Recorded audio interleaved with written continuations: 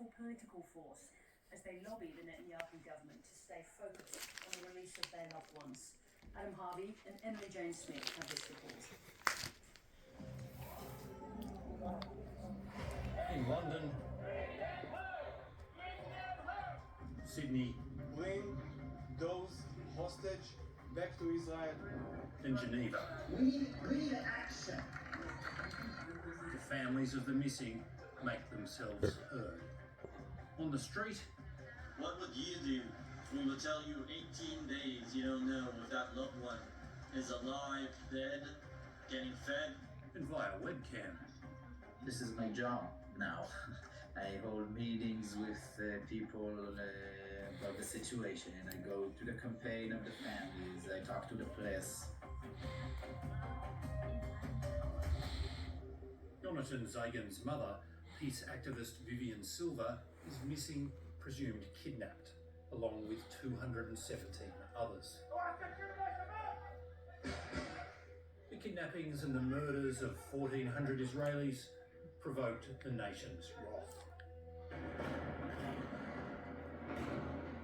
אנחנו ממטירים על החמאס אש תופת. כבר חיסלנו אלפי מחבלים. וזאת רק ההתחלה. Israel's Prime Minister vows a ground assault will soon begin. אנחנו בעיצומה של מערכה על קיומנו. הצבנו למלחמה שתי מטרות. לחסל את החמאס על ידי השמדת היכולות הצבאיות והשלטוניות שלו, ולעשות כל דבר אפשרי. להשיב את החטופים שלנו הביתה. The government says, of course, the hostages are they're part of the goals of this war. The purpose of the headquarters of the families is to say no. The hostages is the first priority. 2 weeks ago, immediately after the 7th of October, the number one priority, the directive of the government, the people in the army, was to go into Gaza and eliminate Hamas. We've seen a delay in the ground incursion. The delay keeps getting extended. I see this directly as a result of the influence of the families of hostages. This is top priority in Israel now. That's why Israel is not going into the ground of Gaza. Omri Almog's sister and 3 of her children were taken by Hamas. They've been missing for almost 2 weeks. And a few days ago, we got the message that they are kidnapped and they are alive. The family's campaign for the hostages is led from a borrowed lawyer's office in Tel Aviv, where the walls are plastered with the faces of the missing and everyone is a volunteer. All this organization is based on humanity, which is the opposite of what happened to us on the 7th of October, which was not human. Meirav Leshem Gonen is a manager of a group called the Hostages and Missing Families Forum. All we work in is make sure that our family members will come back alive. Meirav's daughter, Romy, was at the Nova Trance Music Festival in the Negev desert. Romy called her mother that morning from inside her car, stuck in a traffic jam of people trying to flee as terrorists moved among the vehicles. She asked me to be quiet so nobody will hear her. And I was on the phone with her when she called me at 10:14 and said, "Mommy, I was shot. They shot us. The car was shot." Romy remains missing, presumed kidnapped. Meirav has channeled her grief and energy into this campaign. All day long working with people and being supported by them and seeing the professional work and they're moving, going from room to room, telephone meetings, you feel action, you feel that things are moving. So far, 4 hostages have been released, broken through 2 states with channels to Hamas. Mother and daughter, Judith and Natalie Ranan, were freed through efforts from Qatar. Negotiations for the release of Nurit Cooper and Yocheved Lifshitz were led by Egypt. The Qatari release was a result of a direct American pressure from the U.S. president and Secretary of State. The Egyptian response to that was, we can do better. I think this is really the context that we have to look at it, and not some coherent Hamas plan that we're going to release hostages every day in order to weaken the Israeli public's will to wage the war against us, etc. Gershon Baskin helped negotiate the release of Israeli soldier Gilad Shalit from Hamas in 2011. He says this time, the way to win back hostages is to put pressure on Qatar. The whole entire political leadership is hosted in Qatar, in Doha, living the highlight in five-star hotels and fancy restaurants. And what if Qatar said to the Hamas leadership, you release the hostages, the civilian hostages, in 24 hours, or you start packing your bags and you get out of here? There are, of course, differing views among hostage families about what should happen next. I'm afraid of the invasion because I think it won't do good to the region and it endangers the captive people.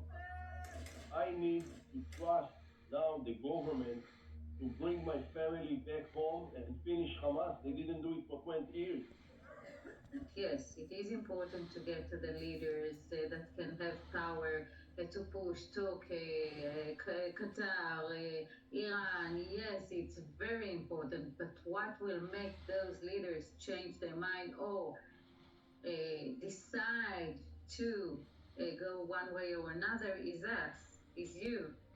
So we have a lot of power here.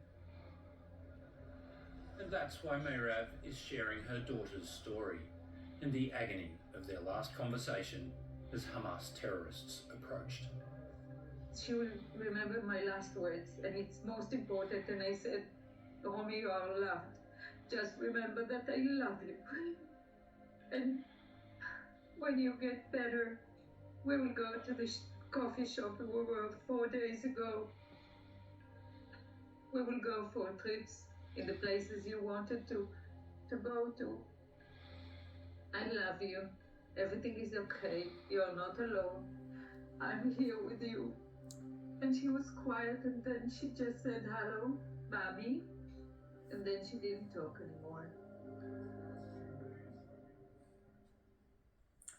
As we heard in that story, Benjamin Netanyahu used apocalyptic words last night to describe Israel's war on Hamas. The Israeli military says it's already carried out 7,000 bomb strikes on Gaza. Overnight, there were raids into the territory understood to be preparation for a larger ground invasion. Mark Regev is a senior advisor to the Israeli Prime Minister. Mark Regev, welcome to 7:30. Thank you for having me. I'll come back to the hostages in a moment. I want to talk about Gaza first of all. Will Israel allow a humanitarian pause to allow more aid to reach civilians in Gaza?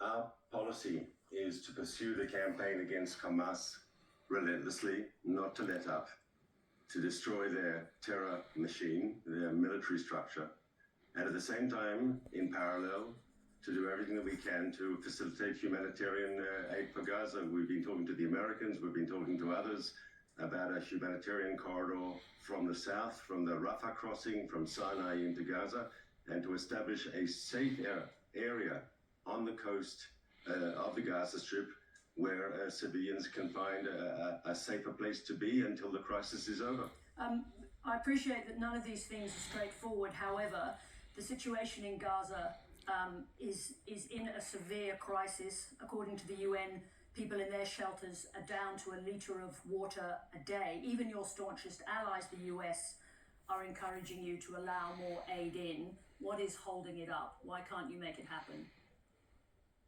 Well, as you said in your question, it's not easy. But from our perspective, we've said as a government, we want no limitations whatsoever on water coming in, on foodstuffs, and on medicine. And yet, sorry, Mark Regev, but there are limitations on those things now.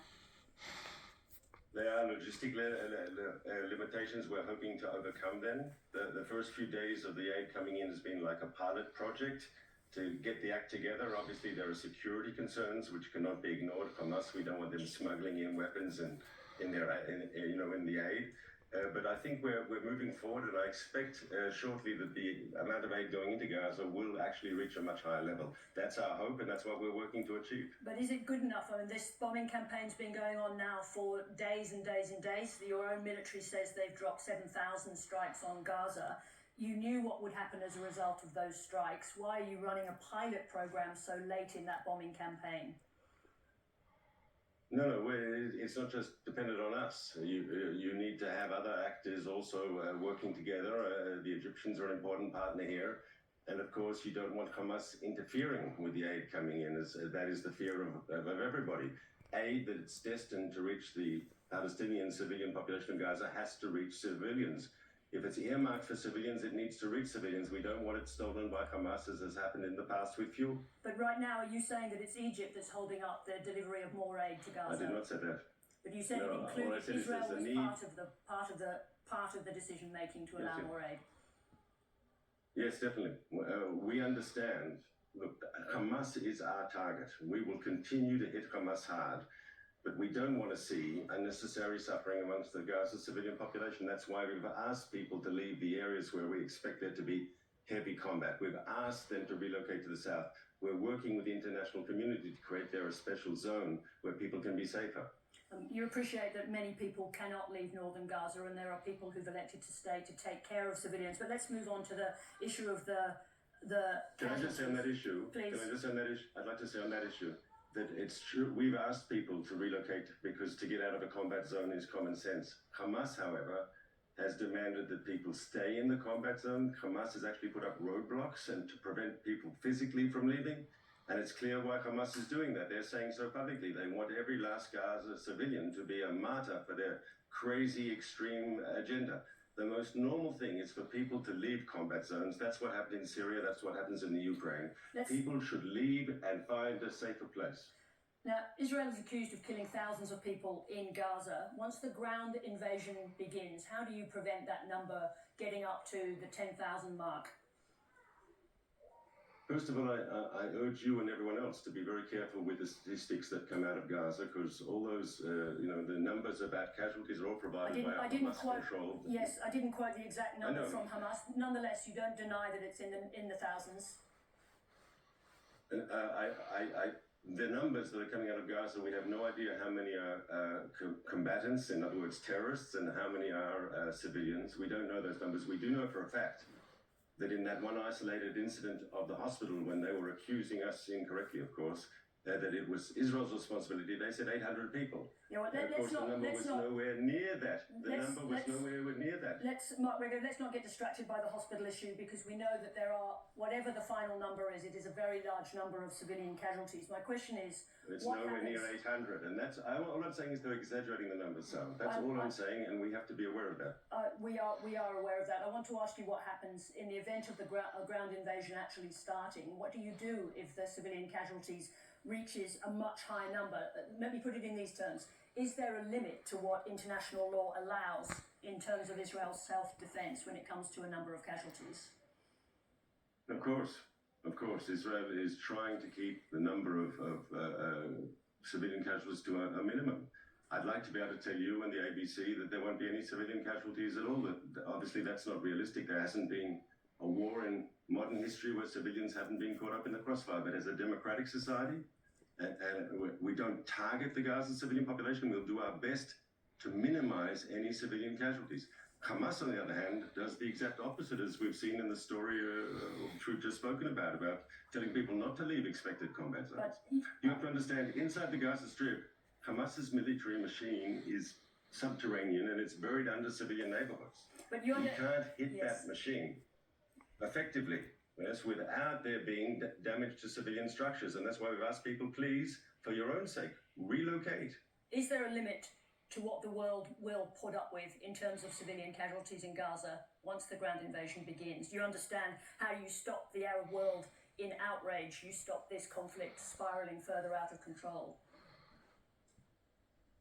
So I'd like to say two things on that issue. Number one, I mean, if Israel wasn't concerned about civilian casualties in Gaza, we could just bomb all those underground facilities from the air and destroy them with massive bombing. And no, we're going to send our soldiers in very dangerous house-to-house fighting.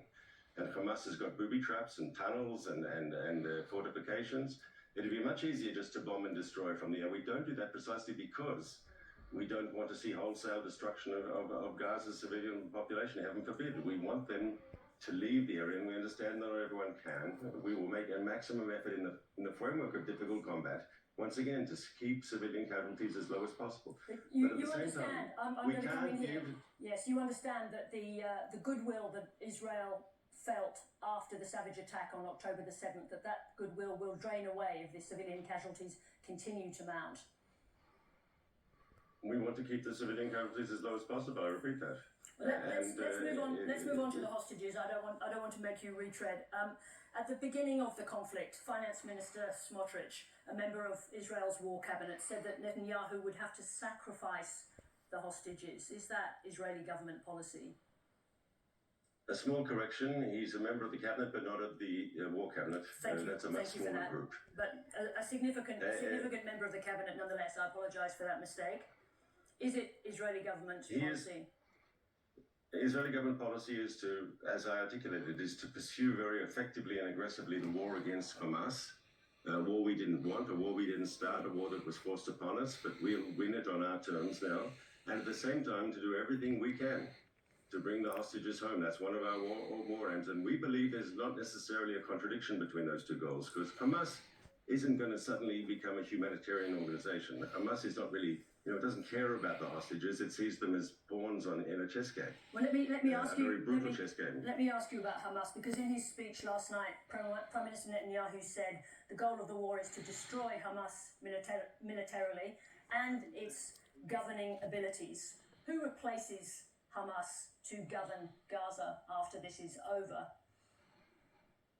You're correct. The goal of the operation is to destroy the Hamas terrorist machine, their military structure, and to dismantle their political control of Gaza. We've had discussions with friends and allies, and of course internal discussions on what happens on the day after.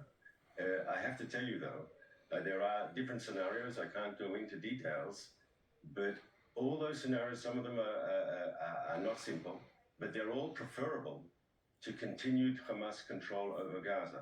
Because we saw what Hamas control over Gaza brings. It brings the sort of massacre that we saw on Saturday, October 7th. There were people who were telling us, you can live next to Hamas, you can find a modus vivendi. That Hamas is slowly moderating, that the fact that it controls 2.3 million people in the Gaza Strip means it has to become more pragmatic. No, we saw Hamas's brutality firsthand on October 7th. This is not a moderate organization. We cannot live with Hamas, and the goal of our operation is to end this terrorist enclave on our southern frontier. You just said, to destroy it. Yes, That'll be good for the people of southern Israel. It's also good for the people of Gaza, who deserve better. You just said that there have been discussions about what that could look like. Can we just have some idea about what you're talking about? Are we talking about the Palestinian Authority taking control of Gaza, or an international force, a UN force? What are you actually talking about in terms of the aftermath? I understand the questions, and they're good questions. I'm not at liberty to go into any detail whatsoever. I apologize. I can only tell you that the different scenarios under discussion are surely preferable to the continuation of this terrorist base on our southern border. We refuse to live with the threat of terrorists, ISIS-type terrorists, on our southern border any longer. Mark Regev, I hope you'll come back on for a further conversation on those topics, but thank you very much indeed for joining us this evening. Thanks for having me, Sarah. Much appreciated. There are headlines about the cost of living frequently